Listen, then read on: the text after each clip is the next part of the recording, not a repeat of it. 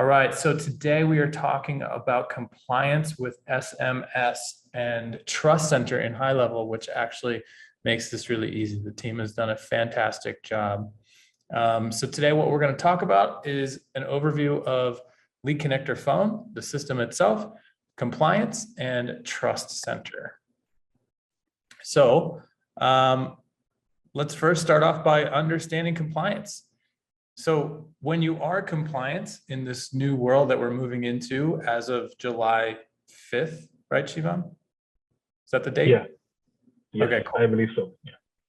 If you are registered and compliant, you're going to see an increased delivery rate for text messages and calls. Basically, the backstory of all of this is, as we know, spam has kind of gotten out of control. The US carriers are tired of it. They all got together and said, we need to fix this. And they've set up the rules, the guidelines.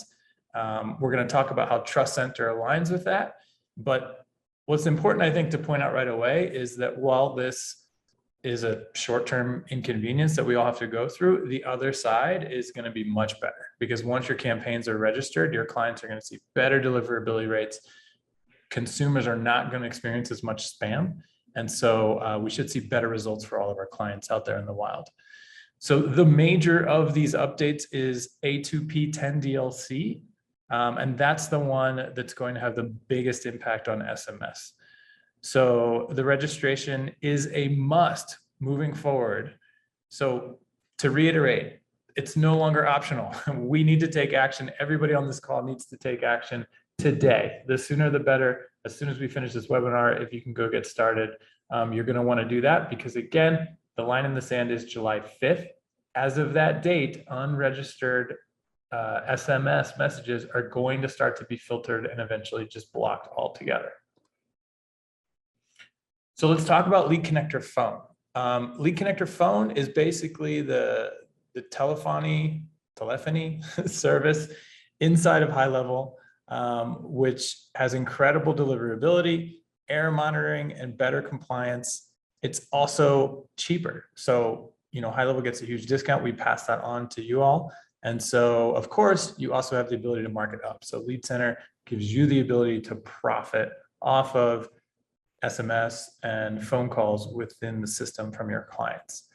LC Phone stops the need for agencies. You don't need your own Twilio account anymore. And more importantly, now you're not going to have to wade through this regulatory maze by yourself. We've got something called Trust Center, which we're going to talk about in a second. So Lead Connector Phone, why? It's easy to use with all the compliance handled by us. Reduces the friction to manage different platforms like Twilio. Everything's in app. You get a discounted price again, and we are on top of delivery rates. So the team is every day monitoring what's going on and tweaking things on the back end to ensure incredible deliverability. And with that comes security. Okay, so let's talk about how we stay compliant. Yeah, so before we jump in, so yeah, I would just step in. Let's go to the previous slide, and just to do a quick recap of what is going on. So to prevent spamming, all the carriers basically got together and they set up something called the campaign registry. And I will share a link to their website in the Zoom chat now. So the campaign registry is almost like, all these carriers coming together, creating an organization, which is almost going to keep tabs on every marketing agency or pretty much anyone who uses SMS for commercial purposes, especially marketing purposes. Now, the question becomes, how are they going to do that? They're going to do that because they're going to do that by making you register for certain things. So A2P10DLC literally translates to application to person 10-digit long code compliance. And what it means is, if you're using local numbers or mobile numbers in the US, you need to comply with this. You need to do certain registrations. We'll share the details with, what are those registrations, what are the different types and everything in the due course. But the thing to remember is if you use local numbers and mobile numbers in the US, then you need to do some registrations. Can you use toll-free numbers without A2P 10DLC? Yes. If you purchase mobile numbers or local numbers in, let's say outside of USA, do you need A2P 10DLC? No. There might be compliance for those countries, but at least you won't require A2P 10DLC. So I just wanted to get that out of the way. The only people who are affected by this change that carriers are making, and again, high level doesn't have anything to do with it. Twilio or our other telephone partners don't have anything to do with it. The only people who are affected by the change that carriers are making are people who use local and mobile phone numbers in the USA. Awesome. So with that clarified, let's keep going forward. And so to be clear, if you are outside of the USA, but working with clients in the USA, this applies to you, right? Any US number that you're purchasing needs to be registered. Yes, yes. So there are many agencies, like especially from New Zealand, Australia, some in Europe, who have clients in the US. So in such cases, you will actually have to ask your client to do the compliance, and we will share the steps like how that works. But so in a nutshell, if you're using US local or mobile phone numbers, this affects you. And so Lisa's asking about Canada. Canada is also +1, right? So what's the word on Canada?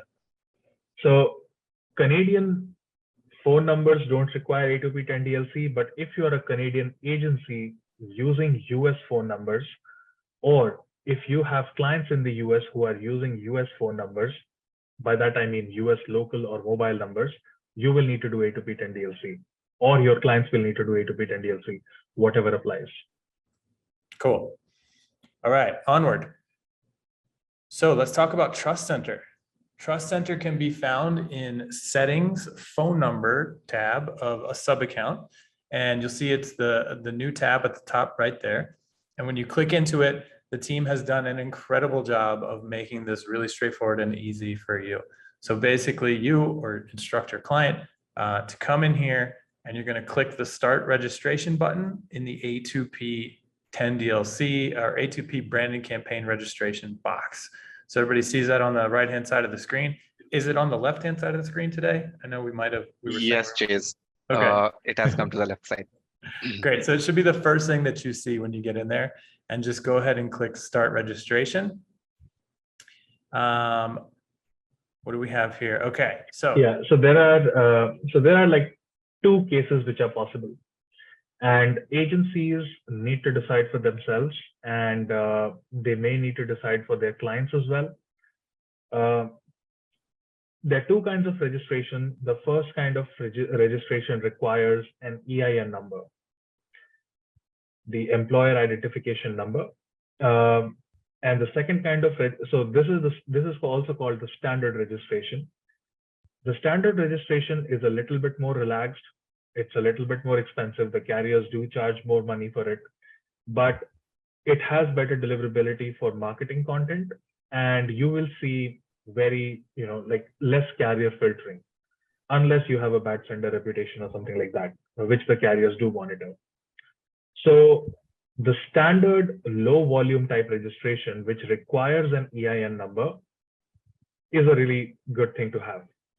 Now, you may have clients who do not have EIN numbers. So let's say you work with freelancers or you work with sole proprietors. In that case, there is an option to make them compliant without the EIN number. You will have to do a sole proprietor registration.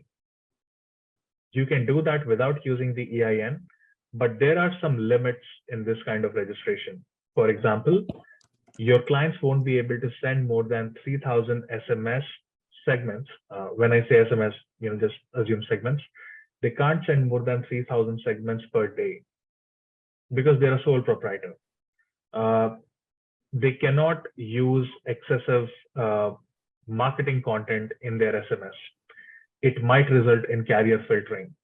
If the carrier has a reason to believe that you need to be on the standard brand, but you are on the sole prop by misrepresenting yourself, So let's say if I'm a well-established business, I have an EIN, I have a website, but I do a sole proprietor registration thinking that it's cheap, and I start using my website links and stuff, carriers will filter my messages because I need to be on the standard. So there are many nuances to consider.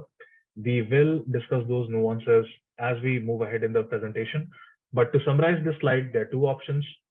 If you or your clients have EIN, you should go for A2P standard registration. If you or your clients don't have EIN, you can go for the sole proprietor registration. Perfect. Okay, so just to reiterate, sole prop is great for those who haven't registered their business yet. You don't have a tax ID EIN number.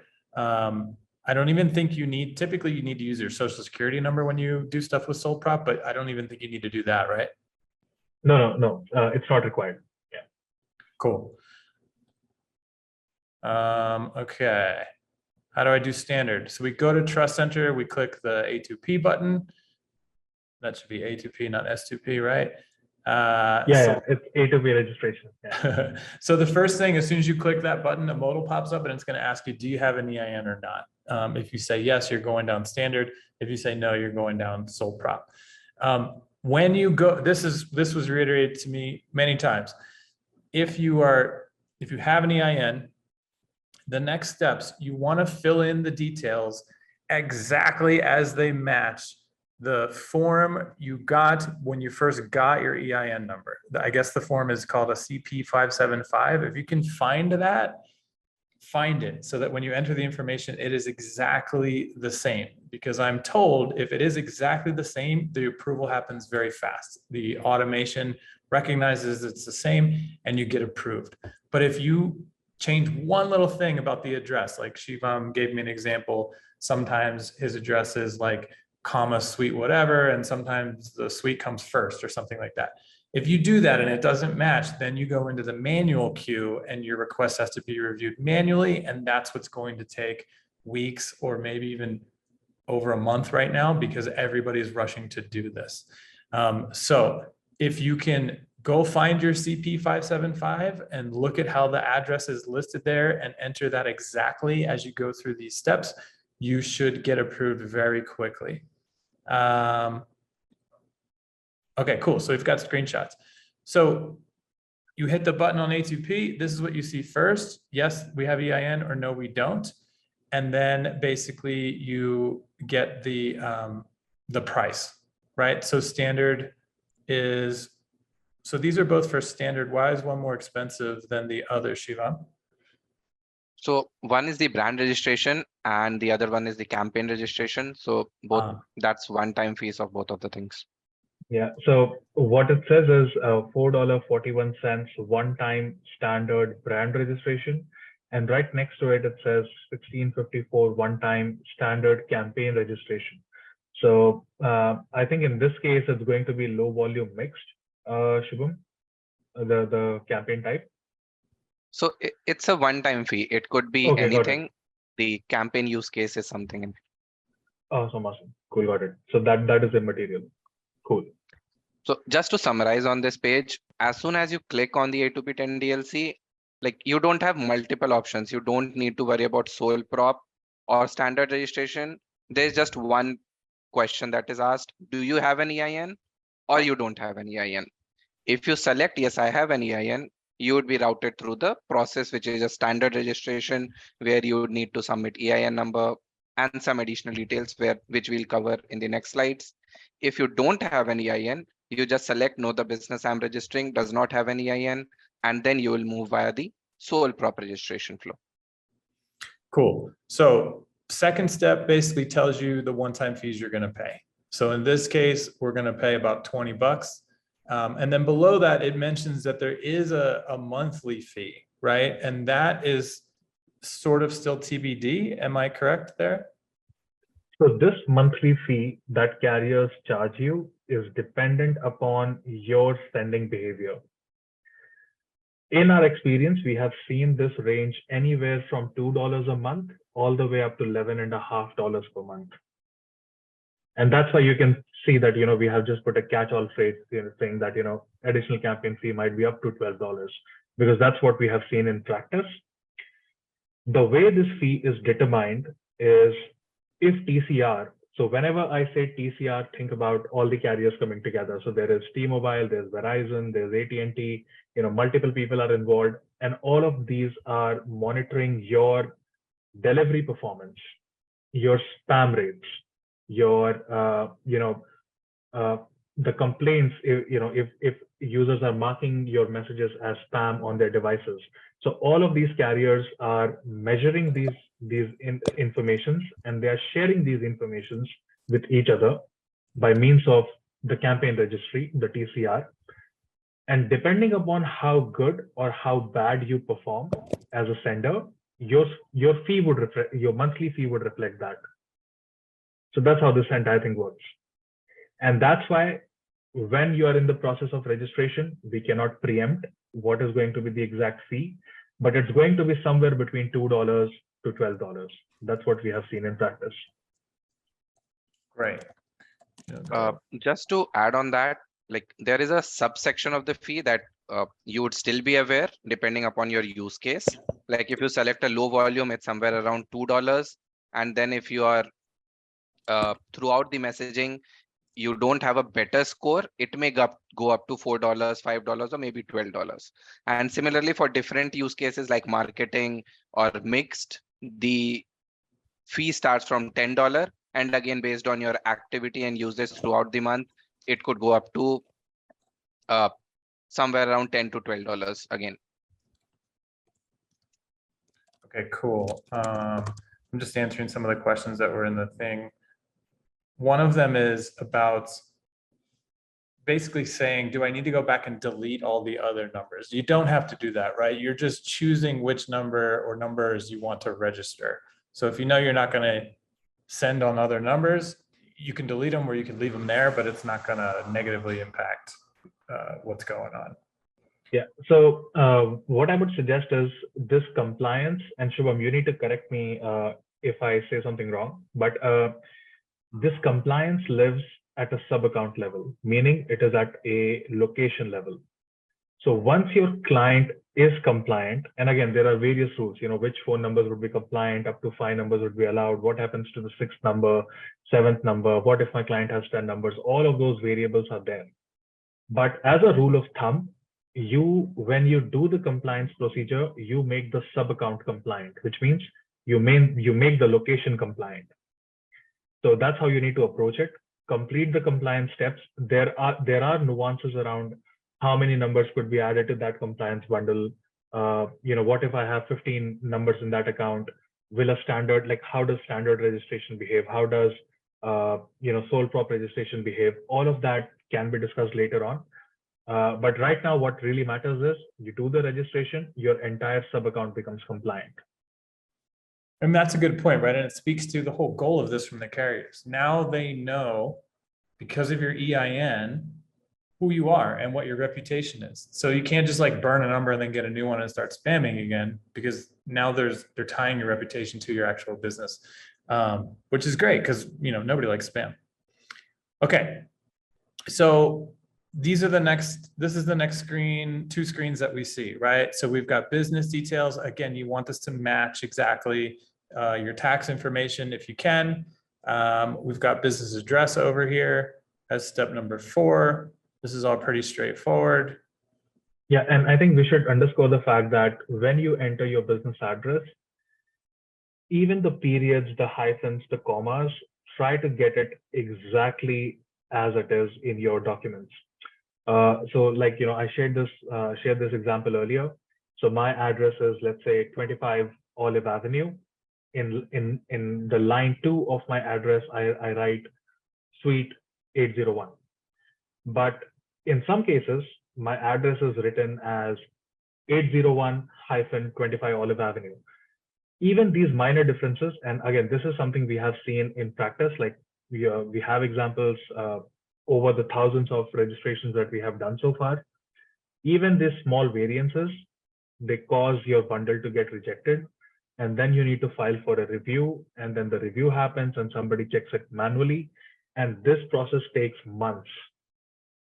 And during this interim time, when you are struggling to get your bundle approved and, all of this manual to and fro, back and forth is happening, in this process, you will keep seeing carrier filtering, and your messages with links won't deliver, and your messages with certain marketing keywords won't deliver.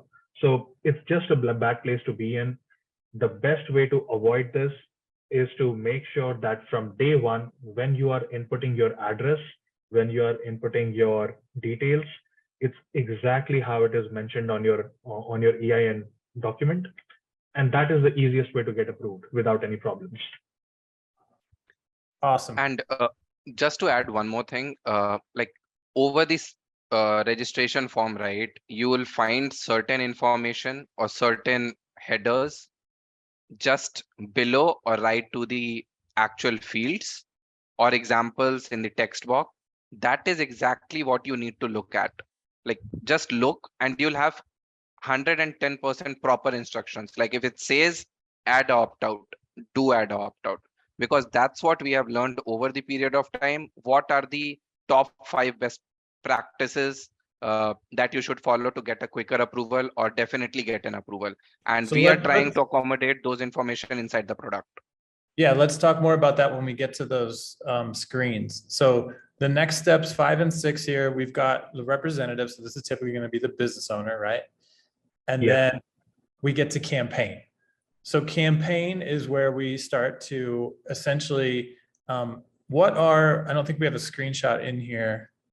What are the options that are in this drop down here? A2P campaign use case. Yeah, so what I'll do is I'll just pull up one example on my side, and Shubham, let me know if you can find it as well, and we'll just we'll share the screen live, and we will be able to show folks what are the options available when it comes to campaign registration.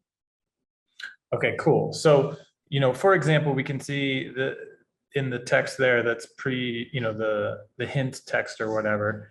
One might be just to add, maybe we can run down and at the end I can do a quick Yeah, we'll do a live demo towards the end anyway. So cool.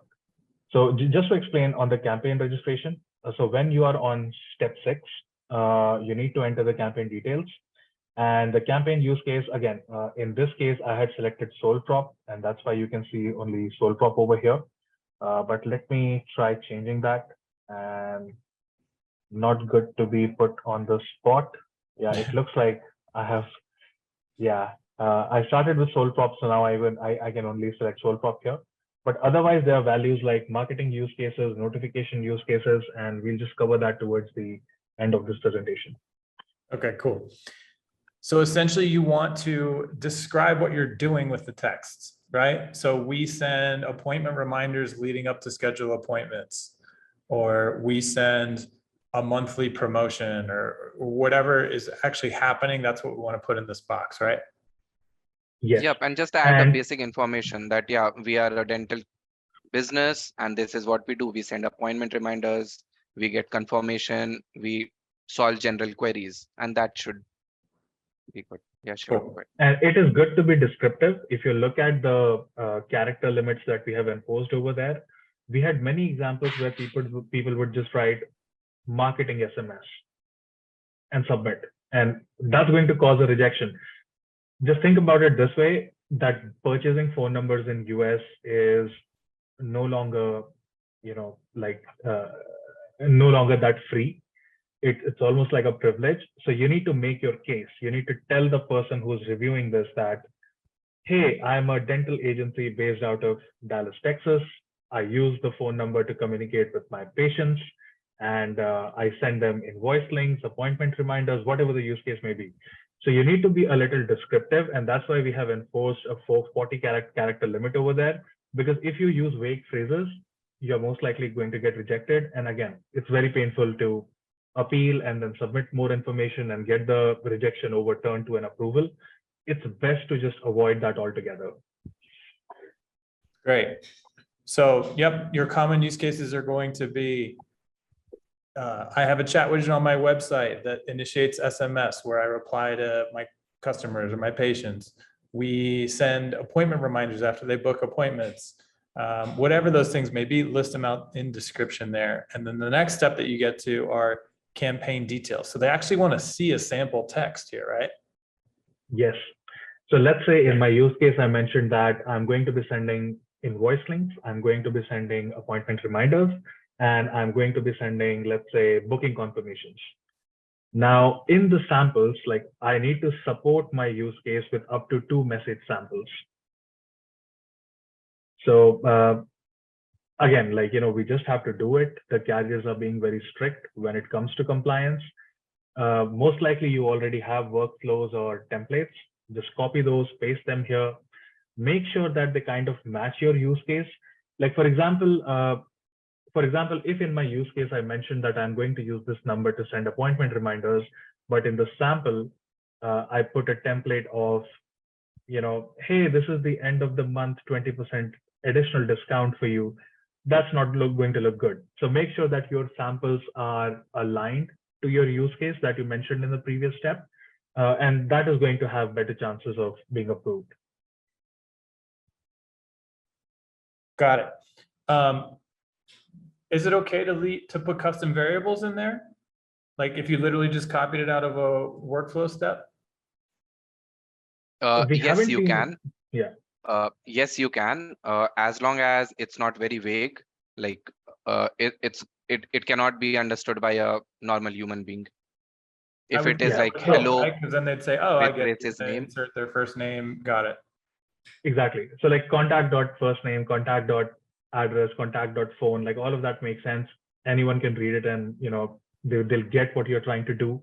But let's say if you start putting custom fields over here, which are very sort of contextual to your business, and the average person who's reviewing this application does not understand what the custom field is, or how the message is going to look like, then so basically if they get confused, they're going to reject it.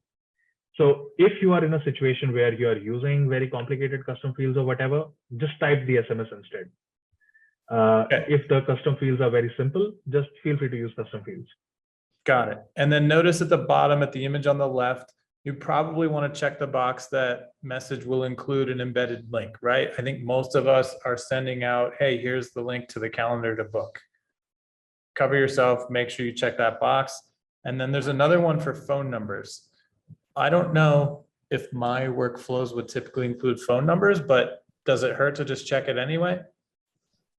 It does not. And this provision was put in specifically because the carrier liked to know it. And one common use case where folks would be sending phone numbers inside of an SMS is when we build internal notifications. So agencies would build internal notifications for their clients, like the business owner and the business owner's staff, to get an SMS with the lead information. Like, hey, you just got a new lead on your website using chat, and this is their name, this is their phone number, this is their email. In those situations, make sure to check the box which says these messages will include phone numbers. Just to be safe, always check those 2 boxes. Cool. All right, then on the right side, step number 8, we have end user consent. How do end users consent to receive messages? Here we want to describe things like, I have a chat widget on my site where people text into me to ask questions, right? Or I have a form on my contact page that has a checkbox that says, if you'd like us to reply via text message, click here. This is the things that they want to see in this box, correct? Yes.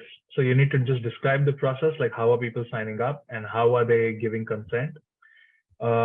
They also want to know, which is the next question, which is the opt-in keywords. So opt-in keywords are like start, hi, subscribe, words like that. And then you also need to provide like an opt-in message. So it is a requirement generally, like not even A2P 10DLC, they just want to know that you do it. The first message that you send to any contact under any circumstances needs to have like 2 things. The first thing is the business identification, like who is sending this message. So it could be something as simple as, hey Chase, thank you for booking your haircut. These are the timings. And then you need to identify yourself. You need to say, this is XYZ Salon, New York. And then after that, so this is business identification. And then after that, you need to mention, if you are no longer interested in receiving SMS from me, please reply stop, or please reply unsubscribe. This is very important in the first message that you send to absolutely any contact.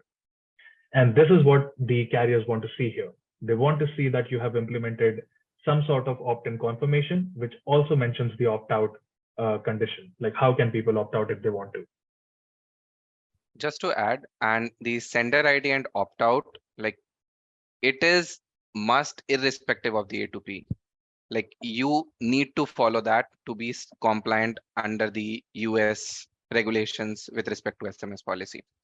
And one more thing on this particular page, the 8-step first question, how do end users consent to receive messages? If you put in the website URL and form URL, that is the best practice. If you paste in the URL that, hey, my customers come on this particular website, they fill in the form, and you should have a checkbox which says that, yes, I consent to receiving SMS or marketing SMS emails from this particular business. That checkbox and website or form URL will definitely make sure that that particular answer is verified. Got it. Awesome. And would you guys say it's a good idea? So what I've been seeing lately, which I think is pretty smart, is text message comes in and then reply back, hey, thanks for whatever. Please confirm you want to receive text messages from us by replying with Y. And then wait and check on that. For me, that's like really ensuring that you're not going to have problems. It's sort of like a double opt-in that you could build for yourselves. And then here I would explain that process, which I think would increase your odds of being approved. But I think Shubham's advice was good. Put the URL. People come to this page, fill out the form on that page. You can see there's a checkbox there that says whatever it says, and just be pretty specific. Yeah, and just to be sure, like there are two other things I would like to mention on the previous screen. This is irrespective of A2P 10DLC, which means even if you're using toll-free numbers, for example, if you buy toll-free numbers in the US, you don't require A2P 10DLC compliance, but even then you would need to follow these practices. That's point number one.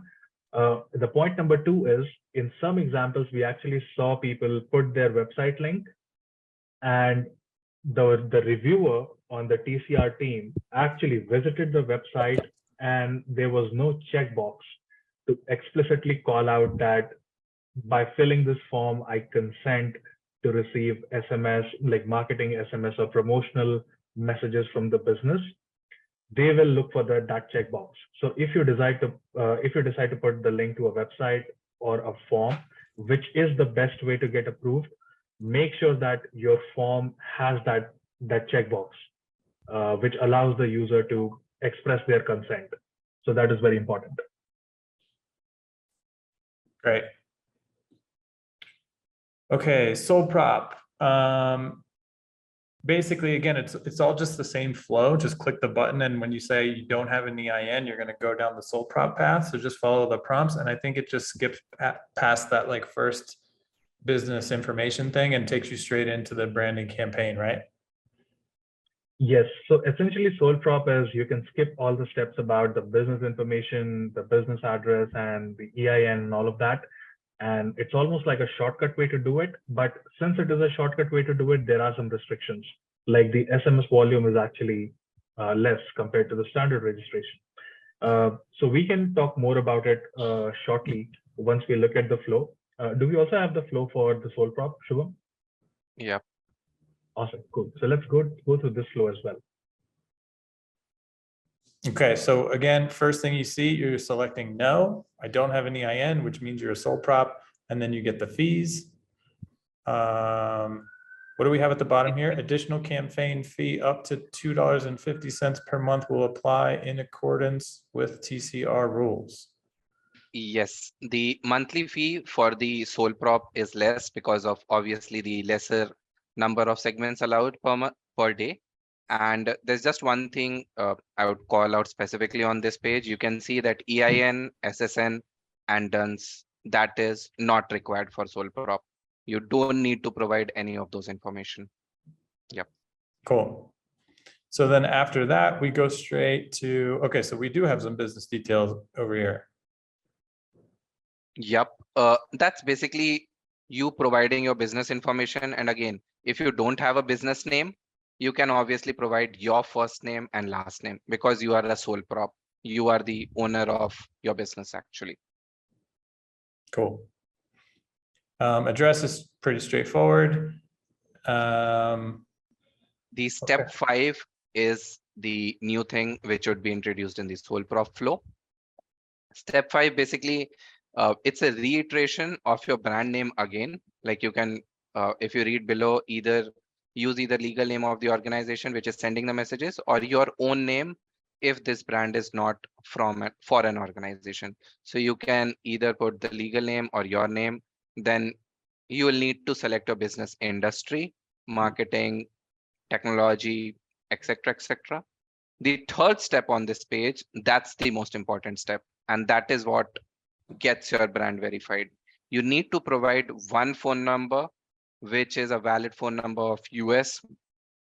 It should be capable of receiving SMS, and you should have an option to reply to this SMS. So what happens? Once you fill in the number, TCR will actually send you a message on your phone number exactly that, hey, we received a sole prop registration. Do you confirm? On that particular SMS, you need to reply yes. As soon as you do it, your brand is approved.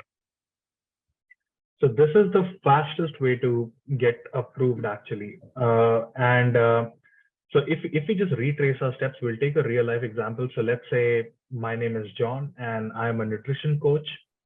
And I don't have a registered business, so I don't have an EIN. I'm trying to purchase soft phone numbers in the US. These are local numbers. I want to use them for my marketing. To verify the phone numbers that I'm going to use for my marketing, the soft phone numbers, I actually need to provide my physical phone number. So my personal line or my business line that I use, my physical device, that's the phone number that we need to put here. So the mobile number for OTP verification is the one-time password verification. When I provide this number and I click next, I'm going to get an SMS from the campaign registry on my physical number, on my physical mobile. And it's going to say something like, hey, this number has been used to initiate a sole proprietor brand registration with TCR. Do you want to proceed? And I just have to reply yes and send it. Now, once I do that, all of my soft phone numbers that are in my sub account, they are now sole prop registered. And we have seen instant approvals with this method. So this is the fastest way to get approved. This is the easiest way to get approved. You don't need an EIN. You don't need like a lot of the complicated details that you need for standard registration. But the cost of that is that your SMS throughput is going to be capped at 3,000 segments per day. And one so number, it's going to, and one registered number. Yes, yes. So this is perfectly good for small businesses, businesses that don't have EIN. But again, going back to the argument that I made towards the beginning of the presentation, if you or your client have EIN, you should always go for standard registration. We have seen certain examples where a business, so let's say if I'm running a pizza shop, right? My pizzeria is obviously registered. I have an EIN, but maybe to save cost or maybe to save the hassle, I go ahead with a sole prop. It's going to work fine for 10 days, 15 days or whatever. And then the carriers are just going to start filtering me because they now know that I'm actually a pizzeria. I'm sending my website links. I'm using heavy SMS volume. And based off of that, they are going to determine that, hey, this guy should be a standard registration. What is this guy doing on sole prop? Got it. Stuff like this does happen, and we have seen it happen in the past. So if you have EIN, always go for standard registration. If you don't have EIN, go for sole prop. Cool. So after step 5, we get to step 6, which we've already talked about. Same stuff applies. Define the use case in detail. campaign, user consent. This is the same stuff. Be as detailed as possible. Okay, so what happens if we don't do this? And again, this isn't a high level penalty. It's not a Twilio penalty. This is US carriers, right? Collectively, they have gotten together and all agreed that this is what's going to happen. After July 5th, your messages are going to start to fail. And then eventually you'll just get blocked if you or your clients are not registered. Starting July 1st, the fees will go up for unregistered SMS, and then eventually it leads to blockage. OTP verification for existing sole prop brands by July 5th. Deadline is August 31st. Note, the campaign registration takes about 5 to 6 weeks, so please be patient after your submission. Please, everyone, understand that right now, everyone is going to rush to do this. So you should get started as soon as possible. Again, try to take the steps that are going to get you immediate approval, matching your address exactly as it exists on your tax docs or your whatever that doc is that we talked about earlier when you got your EIN number. And, you know, obviously, if you can get through right away, that's going to be better. But if you don't, and it does go into manual review, it's going to likely be a few weeks. So be patient. I have been told that low volume messaging will continue to work while your request is pending. So appointment reminders, things like that. There's no guarantee, but those things should still continue to function while this is pending. But you're probably not going to be able to do big bulk campaigns and things like that until the registration goes through. Anything you want to add to that, Shivam? Yeah. So again, the wait times are something all of you need to be cognizant about. The current wait times are 4 to 5 weeks. And again, this is not on our side, not on the Twilio side. So it's not like we can hire more people to get faster approvals. Like there's absolutely very little that high level can do or Twilio can do, or for that matter, any other SMS provider or BSP or any other platform can do. All of these approvals directly come from the TCR, which is the campaign registry, which is like a proxy for all of these US carriers. So it depends upon their staffing. It depends upon their pipeline and, you know, how much workload do they have. Currently, it's like 4 to 5 weeks. But as the deadline approaches, by July 1st, everyone is going to rush and they are going to file their applications, their approval applications. And we are not sure how that's going to translate into wait times, but we know for sure that they might go up. So what can you do to stay out of this mess? I would suggest today, tomorrow, as soon as possible, file the approval applications for yourself and all your clients. Use the exact framework that we have shared with you. Complete each and every step exactly the way we described it. That is the sure short way to get approved.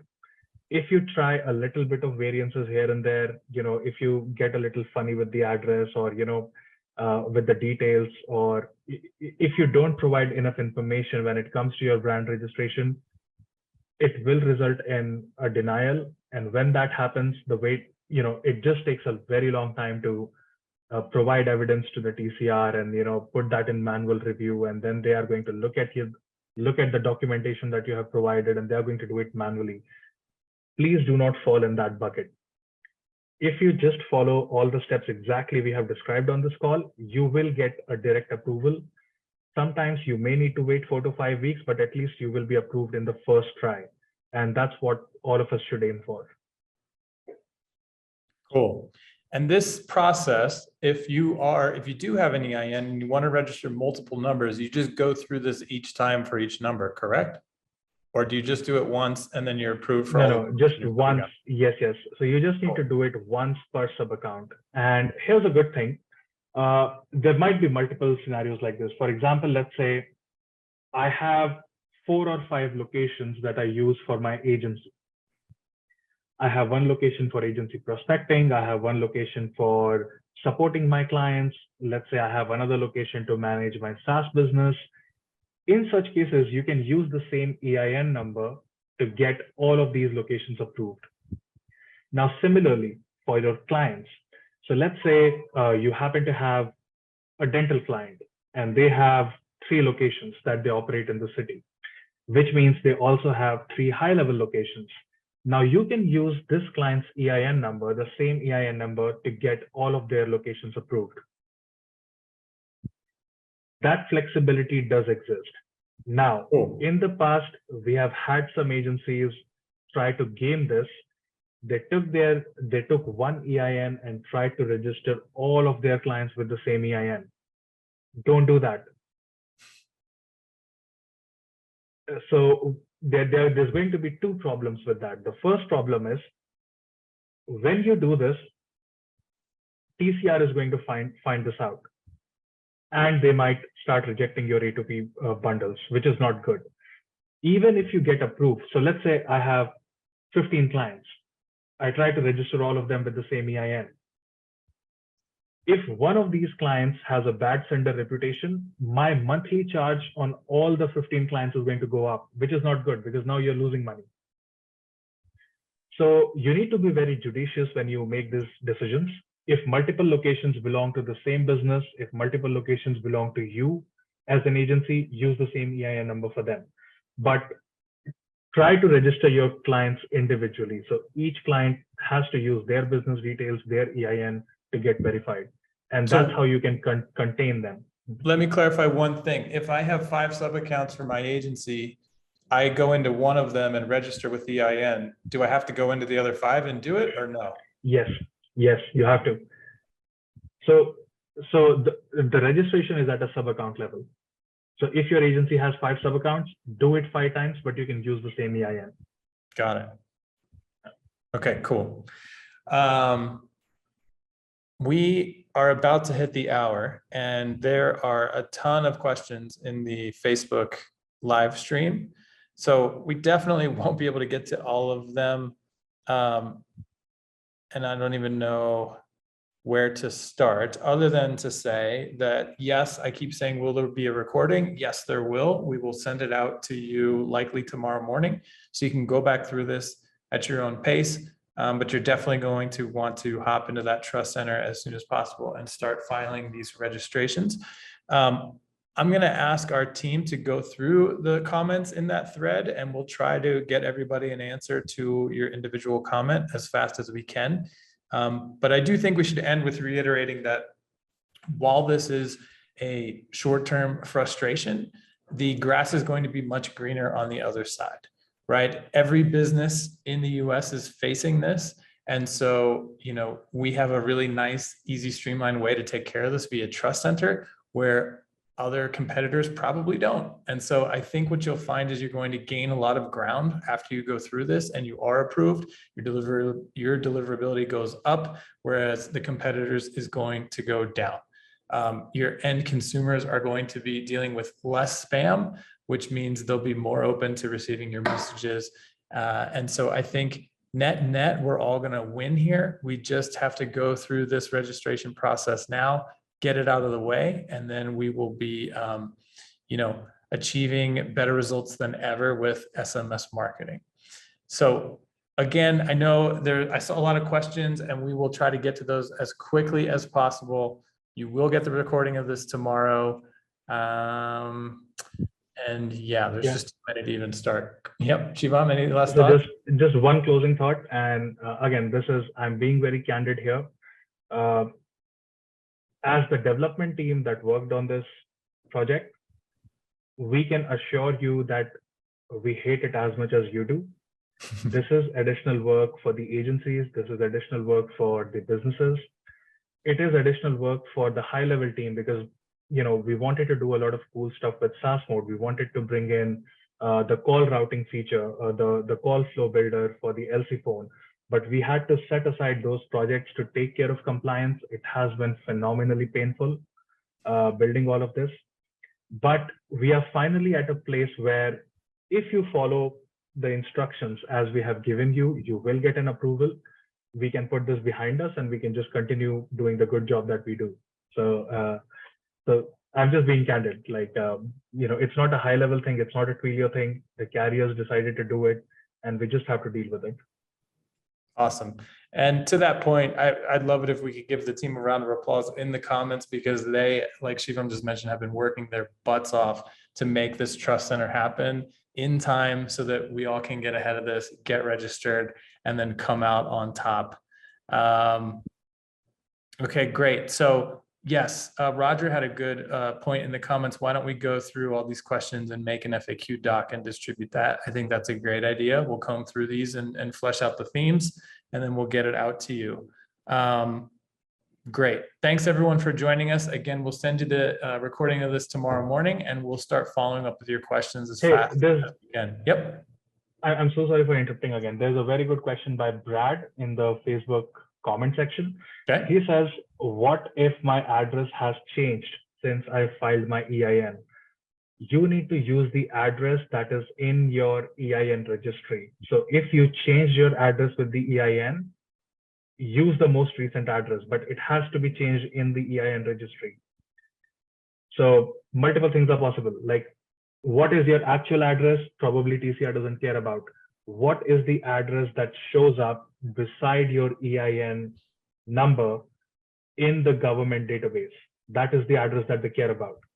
So if you remember to update it with the IRS, if it is updated in that database, use that one. So use whatever address is with the government. So that's the short answer. Good point. Two other questions that I saw that I do think are good that we answer right now. One is, if you're a sole prop now, but you become a registered business, do you just go back and do it again and choose the EIN path? As of today, right now, Shivam, can people do it? I think we'll have to tweak the UI a little bit, right? Yeah, we will have to, but in future, if you get it registered, definitely you can go ahead with the standard registration. At this moment, we would suggest you go with the sole prop, and eventually when this functionality iterates, you can definitely go with the standard one. Cool. The other question I saw was around billing. So those monthly fees that we talked about, the up to $12, the $250 or whatever, does that get billed to the client in the sub account, or all that to the agency? So if you are on the 297 plan, if you're on the agency unlimited plan with rebilling, you can rebill these costs to your client. If you're on the pro plan, the SaaS plan with rebilling, even then you can rebill these to your clients. On the 97 plan, you probably just have one client. So, I mean, rebilling doesn't make a lot of sense across the board. But yes, this can be rebilled to your client. And one thing to note, on the 297 plan, you cannot mark up, obviously, the rebilling is at cost. On the 497 plan, you can set a markup, but it won't apply to A2P 10 DLC charges. So what it means get is passed along. Got it. Exactly. So this is the thing. All of this money that gets charged to your client, it goes directly to the TCR. You don't get to mark that up. High level doesn't make any money on it. Twilio doesn't make any money on it. It just reaches carriers as is. So again, so that's how it works. And just to add on that, if you don't have rebilling enabled, right, for a particular sub account, the sub account admins and users won't even be able to submit the A2P registration. Whereas if you have the rebilling enabled, sub account owners and users, they can definitely go ahead and complete their own registration. Cool. All right, so then I think we're just at the hour, so that's pretty good timing. I think we'll wrap it up here. Again, send you the recording tomorrow, and we will comb through these comments, put together an FAQ doc. We'll get that out to you as soon as possible as well. Yeah, and one final thing, and again, sorry, Chase. One anonymous attendee asked, if something is in review, but we need to re-update the info because we know that something is wrong, do we have a wait until it is, do we need to wait until it's rejected, or can we resubmit? Guys, don't get in this place. Like, get it right the first time. Spend time on it. I know, like, there has to be a way to change stuff later on, but that's not how it works. Once you submit the bundle, it goes into review. You cannot change things on the fly. You will have to wait until it's rejected. And once it's rejected, it goes into manual review, and it takes a very long time. So the best way to get approved, is to follow the instructions as we told you, whether you are doing the standard registration or the sole prop, do it right the first time, get approved the first time, and that's the best place to be in. Awesome, cool. Great. Thanks so much, everyone. We'll be in touch.